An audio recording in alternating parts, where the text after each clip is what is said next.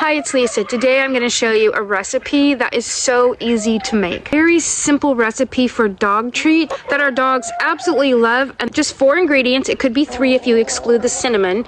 They're healthy and wholesome and not expensive to make. This is a really easy recipe. For every 1 egg, you need 1/2 cup of oatmeal and 1 tablespoon of peanut butter and then 1/8 teaspoon of cinnamon.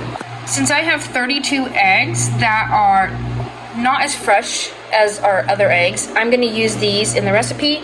So we have 16 cups of oatmeal, 2 cups of peanut butter, and we're just going to put a couple sprinkles in of the cinnamon.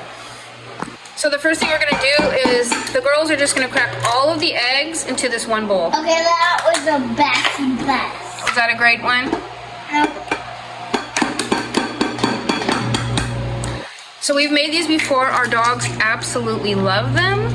I'm gonna try freeze drying a batch and see how we like them that way because they don't last long. I think they lasted about 4 or 5 days last time. Between the different families, we do have 5 dogs, so we can go through them pretty quickly, but not that quickly. Next thing you're gonna do is you're gonna add your oats. She's gonna add hers, and then since we have a big batch, go ahead and stir that up before we add our next one. We're gonna freeze dry a batch of these, but if you don't have a freeze dryer, you could also pop them in the freezer and take them out as you need them. All right, we're gonna add the second 8 cups of oats in here.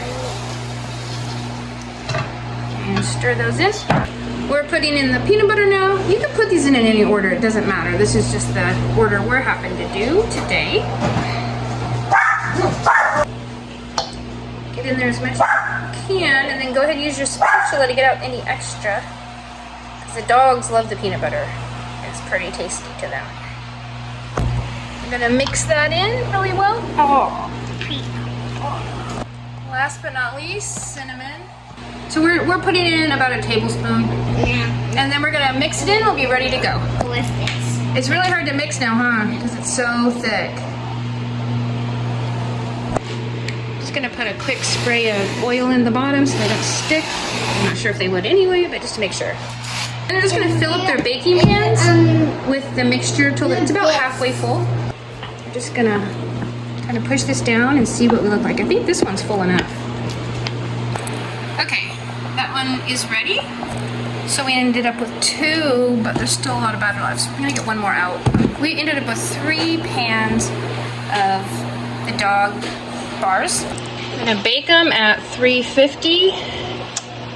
I'm gonna bake these for 20 minutes. They may or may not be done. I did make a video that shows how to tell if an egg is fresh or not, and I will link it down below. But basically, if you have a bowl or a cup of water and you put the egg in there and it sits like this, it is very, very fresh. As it starts to tip a little bit, it's a little bit older. And then eventually they'll float. So for fresh eating, we use them like here. If we're gonna make cookies or something, if they're tipping a little bit, that's fine.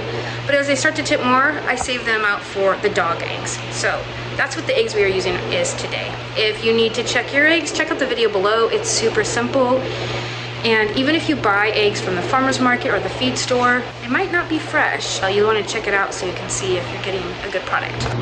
And the timer went off. It has been 20 minutes. I'm just gonna put a toothpick into the middle of each of them to see if it comes out clean, to indicate that they are done.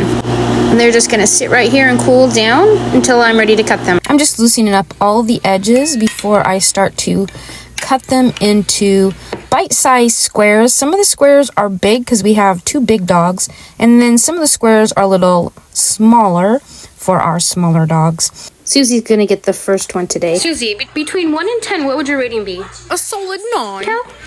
Oh, that was rude. Just sit. Good girl. There you go. Go. I have 2 of these containers. I'm going to put 1 in the freezer and then 1 will be on the counter. After 4 or 5 days, they start to get a little mold on them, so you could also put them in the refrigerator to keep them longer. Our freeze dryer is currently in use, so I'm just pre-freezing these bars, and then I'll stick them in the freeze dryer later. This channel is mostly about gardening and chickens, preserving food, that sort of thing. If you're interested, go ahead and subscribe, and thanks for watching, and I'll see you next time.